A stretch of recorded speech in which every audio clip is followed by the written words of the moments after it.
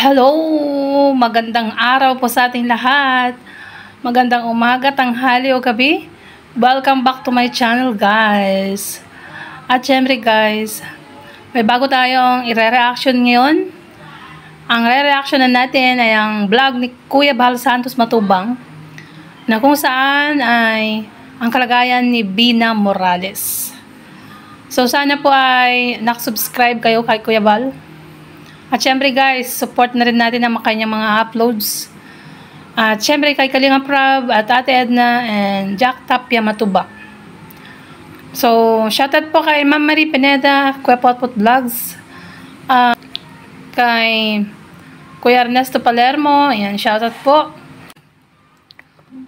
So guys, itong vlog na to dahil 'di ba may sakit si Bina dati. Pero gumaling na yun guys. Ilang taon na rin na gumaling. Mga 3 years. At tapos ay hindi po yata nakainom ng gamot. Or hindi siya nainom ng gamot regular. So kaya po bumalik ang kanyang karamdaman. Ang kanyang depression. At dahil lahi din pala nila guys. Ang depression. So i-play na po natin. Para malaman po natin. Ang update sa kalagayan ni Bina. So play natin guys. Pumunta sa hospital Makalingap sa check-up niya. Pinagawa po nila Maria Ligaya at Meroyan. Makalingap ay pumunta roon para umupo ng gamot. Makalingap. So ito guys, yung papasok pa lang si Kuya Bal sa bahay nila Bina Morales. At yun yung update nga daw ay dinala sa hospital or pina-check up si Bina. So, play natin guys. Tapos nagparisita uli. Bina ngayon mga kalinga. Makaibigan dito tayo.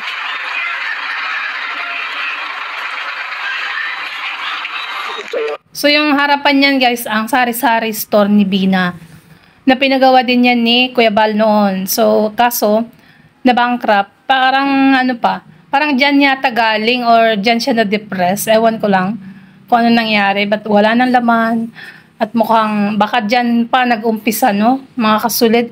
Kalingap kasi dyan siguro nag-iisip siya kung paano mag-ano ulit, babangon, no? So, play natin.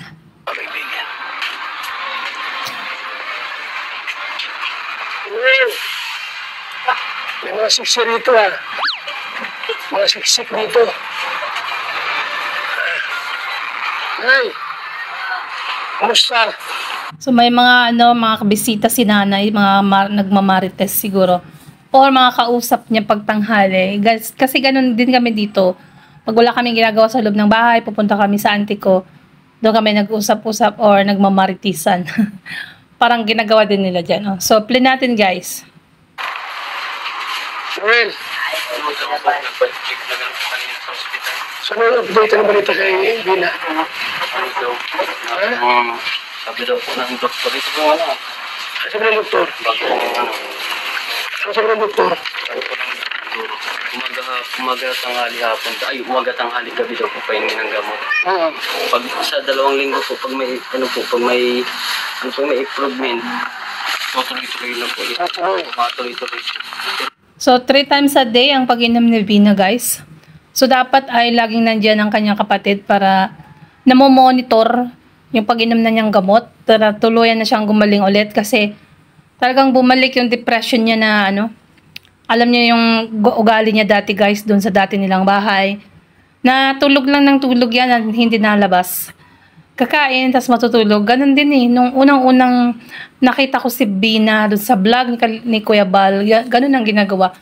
Parang ginagawa pa din ngayon. So, parang parehas lang, no guys? Parang bumalik na talaga sa dati. At sana makarecover siya. Kasi ang lola niya, guys, ay matanda na. So, wala na mag-aalaga sa lola niya. Kaya, sana ay makarecover si Bina at gumaling na ng tuluyan. Ano po, mahirap pong magpapasir ulit ay. Sa kadla naman po, mahirap po talaga ganun. Kung mapagpasir, nakakakot pati si Bina. Pag magpasir yan, mahirap po. Kasi mahirapan tayo. So, kumusta siya ngayon? Nakaliga lang po. Kinahanap po ng gatas kanina, tapos sinubukan ko ng pagkain. Subo naman po isang ano lang. Isang subo lang na pagkain. Tapos? Tapos nag-inom ng gatas, yun na po. Hindi na po siya kumain. Yun, no? Parang gagawain din niya dati na natutulog lang pagkatas kumain. Yun na, Kuya Bal, malapit nang mag-back to zero. Pero sana may update na. Mamaya siguro may upload si Kuya Bal. Actually, itong vlog na to ay 6 days ago na, guys. So, baka mamaya, guys, may premiere si Kuya Bal. Abangan nyo. About sa update kay Bina. Kasi everyday yan si Kuya Bal nag-update ng kalagayan ni Bina. So, play natin, guys. Paano yung gamot niyang iniinom niya? Ano po, dati pa rin po, tapos dinagdagan po ng umaga tanghali, gabi. Dati po ay isa lang. Nainom niya. Nilalagay ko po sa gatas, tapos pinakaano niya po. Tapos naubos yung atas. Yung Grabe, pati pala pagpainom, guys, pahirapan kay Bina. Kaya siguro, bumalik yung sakit niya kasi siguro dati, hindi siya nakakainom ng gamot. Dahil parang masela niya ito pag inom niya dahil nilalagay lang sa gatas. Ayaw inumin ng yung tabletas, ganun buo. Tas, sa pumpo. Parang dyan na po sa pumpo. Mukhang yun ang problema. Sa pom na lang daw siya naihi, guys. Grabe. Ang hirap linisin nun. Pag pom, doon ka naihi. Mahirap labahan yun, guys. Kawawa lang wala siyang kumbaga wala siyang kasama dyan na babae. Yan, kapatid niya lalaki yan. Tapos si lola niya, hindi naman pwedeng di ba? Bumalik yung dati, no?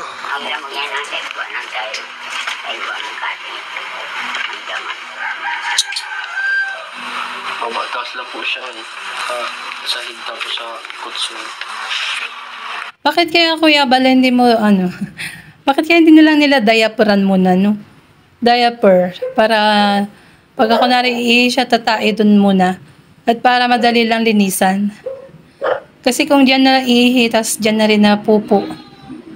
Kawawa naman po yung ayan. Pero, ayan, pasensya na sa mga kumakain dyan, guys, ha? Medyo maselan yung sinabi ko. Ayan, so play natin.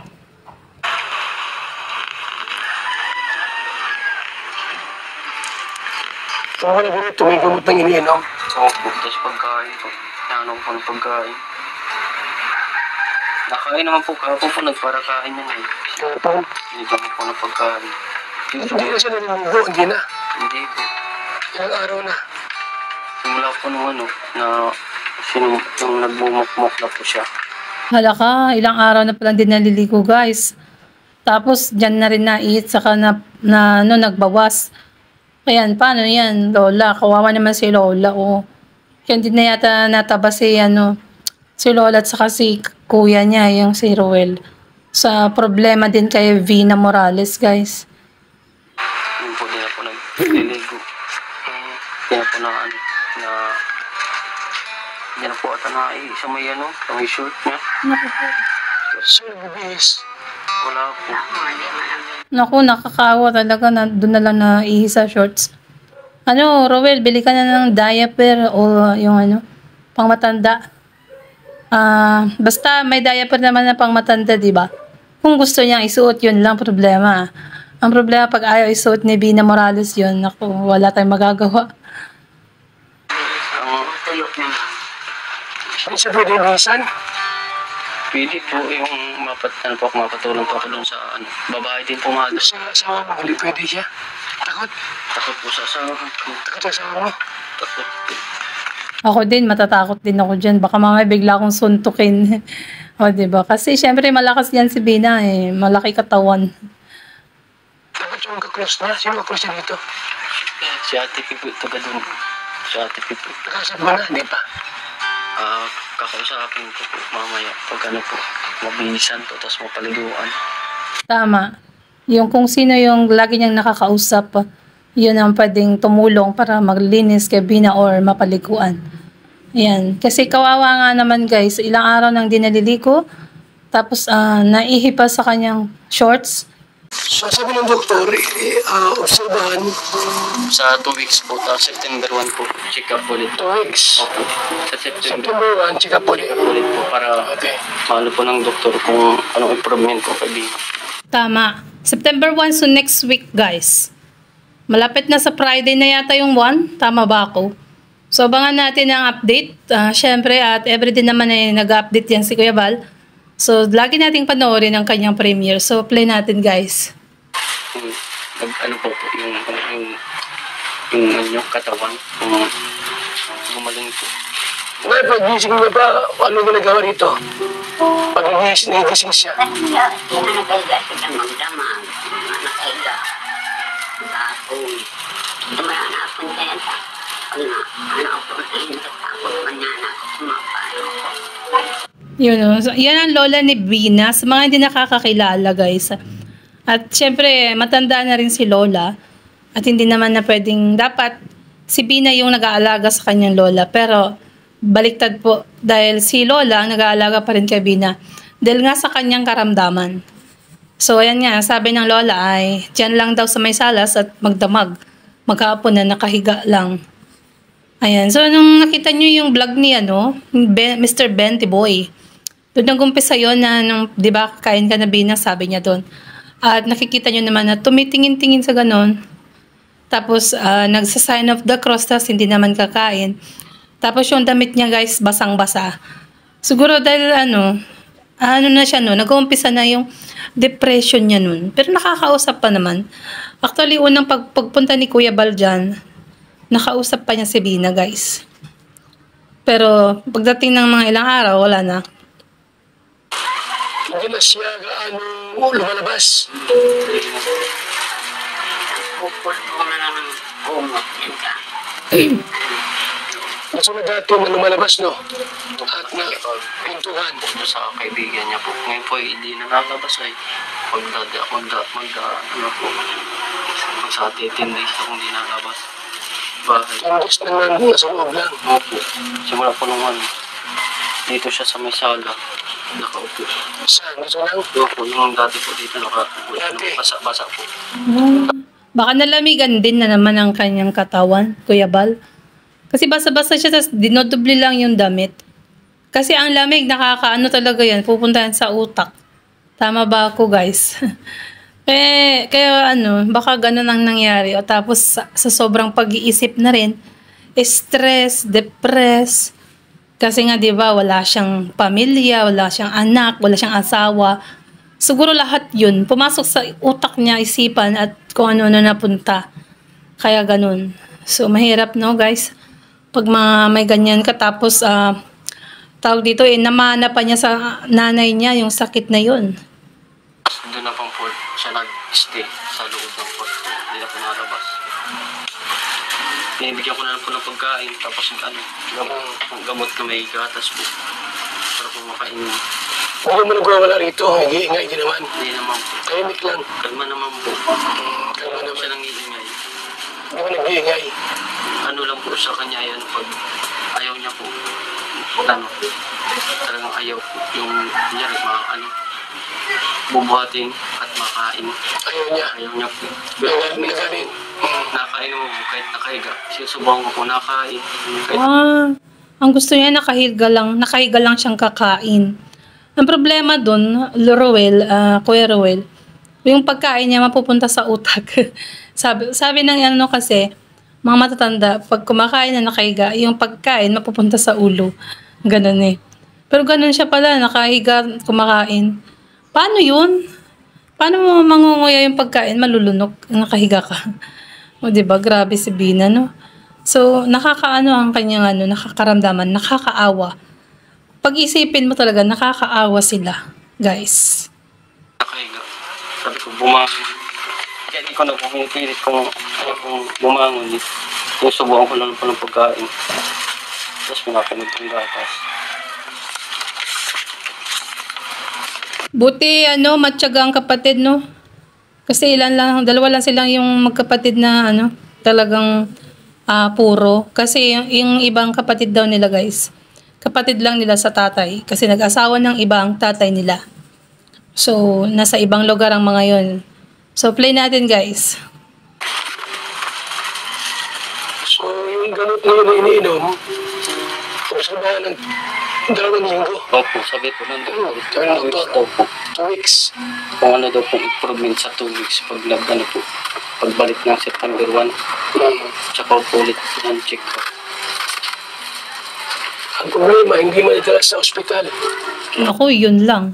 Pero sana Kuya Bal mapilit yung pumunta ng ospital para ma-check up na rin at kung ano sasabihin ng doktor. Siyempre, pagka nadala yan sa ospital, ma-check up, makikita ang itsura niya. Kaya siguro guys, mataba si Bina kasi ganun ang gawain. Tulog lang, kain, tulog. Kaya tignan nyo, mataba siya. Chubby, kumbaga. Paano ma-check-upan? Yung ano po, sabi ng doktor, okay lang daw po yun. Okay lang yun. Okay lang daw po. Tinanong po kami kung ang ginagawa, kung nagwawala daw po. Sabi ko ng doktor, sabi ko hindi naman. Kalmado naman po. Ano lang po siya ng pag-ayaw po, ayaw. Tahimik. Tapos pag ayaw, o tahimik. At least hindi siya yung nagala, no? Kasi karaniwan dyan sa mga may ganyang case. Yan gumagala kung saan napunta. Kagaya na lang ng vlog ni Starrax TV na aking nireactionan. Yung kapatid nung bulag doon, no? Na kung saan nagpupunta. Buti na lang si Bina, naka-steady lang sa bahay nila at hindi siya nagala, guys. Yun ang kaibahan doon. Nakahiga lang po. Yan ang mismo po naman nabangon. Parang yung gaya po nung dati. Dati pa yan, no? Dito yung parang sakit yung parang dati. Tigat na lang. Bumalik, no? Parang bumalik na gusto itulog-tulog. Tulog ng tulog tapos pag naisipan kumain, makain po. Tapos tulog. Parang yung dati po, naalala ko yung dati eh. O, di ba sabi ni ng kapatid ni Bina, parehas lang sa dati. Kasi guys, nasubaybayan ko yan. Ang kwento ni Vina Morales. Dati-dati nung pumunta si Kuya Bal, yung luma nilang bahay, at si Bina ay nandun lang sa isang sahig. Natutulog lang siya guys. Hanggang sa napilit nila na tumayo, at yun nga, yan. Nagpagawa ng bahay, ribbon cutting ni Kuya Bal, ayan. Lahat yan nasundan ko. Hanggang sa gumaling na siya ng tuluyan at maintenance na lang ang pag-inom niya ng gamot niya. Kaso ngayon ay, ayan siguro, napabayaan ng mga kasama niya sa bahay. Siguro hindi nakakainom ng everyday ng gamot. Kaya nagbalik ang kanyang depression. Bumalik ko yung dati. Pero, naman po, tsatsagaan ko po sa gamot. At least ngayon, hindi na tulad dati talaga na walang nag-aasikaso sa kanya. Ngayon, may gamot na. Dati po yung walang gamot ay halos. Baka naman sa loob ng 2 weeks ay makarecover. Observe natin. Ayan, sana nga Kuya Balay, after 2 weeks, meron ng pagbabago. At sana ay kumakain na siya, yung nakikisalamuha sa inyo, or nakikipag-usap. Tama ba ako? Diba? Alam ko lahat ng viewers ni Kalingap, Kuya Bal Santos Matubang, alam ang case ni Bina. Pero na lang kung mga bagong subscriber siguro, or hindi nakasubaybay sa buhay ni Vina Morales. Sabi ng doktor mo, saka hindi makarecover sa 2 weeks, ano gagawin daw? Hindi pa po sinabi.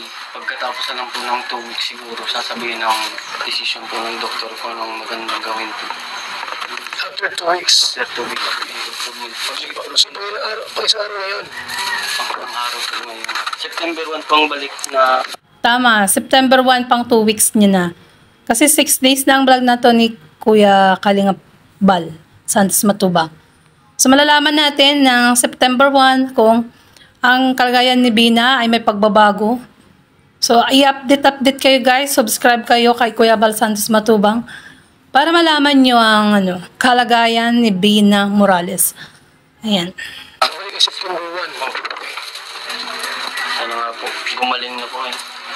Hirap po talaga doon sa Kadlan.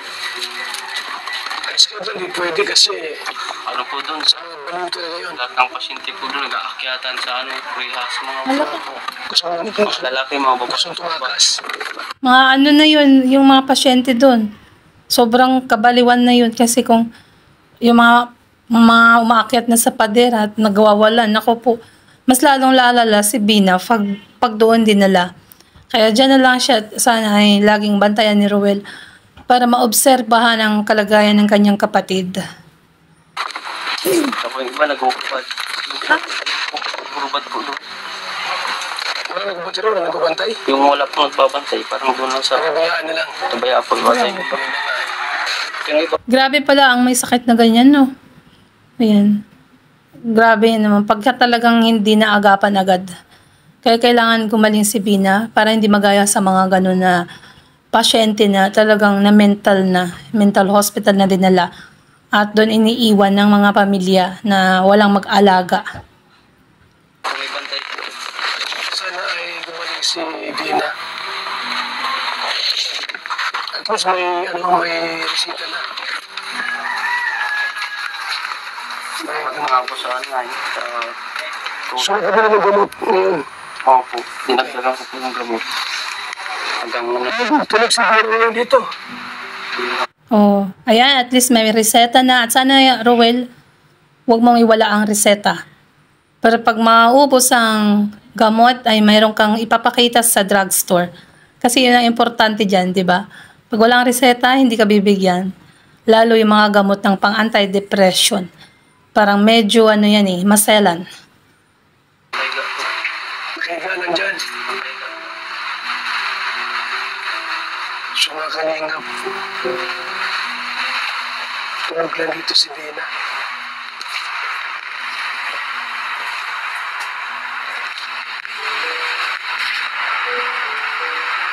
Bina! Oh, gising ka na ata. Kain ka na. So, ayan si Bina, guys. Lagi na lang siyang nakatalukbong natutulog. At nung nakaraan nga, di ba guys, binilan ng electric pan ni Kuya Bal, ng lutuan, ng gasol. Kasi nga naubos yata ang gasol nila. At yan nga, naka-electric pan siya na nakakumot. Yan na lang lagi ang ginagawa niya. Parang kagaya pa rin dati na lagi natutulog lang, kakain, tas matutulog. Hindi yan nakikipag-usap. Parang kagaya din ngayon. Parang may pagkakaiba nga lang siguro kasi, ayan, yung parang kumakain siya, kaso mga gatas, at yung gamot niya guys, nilalagay nila sa gatas para lang siya makainom.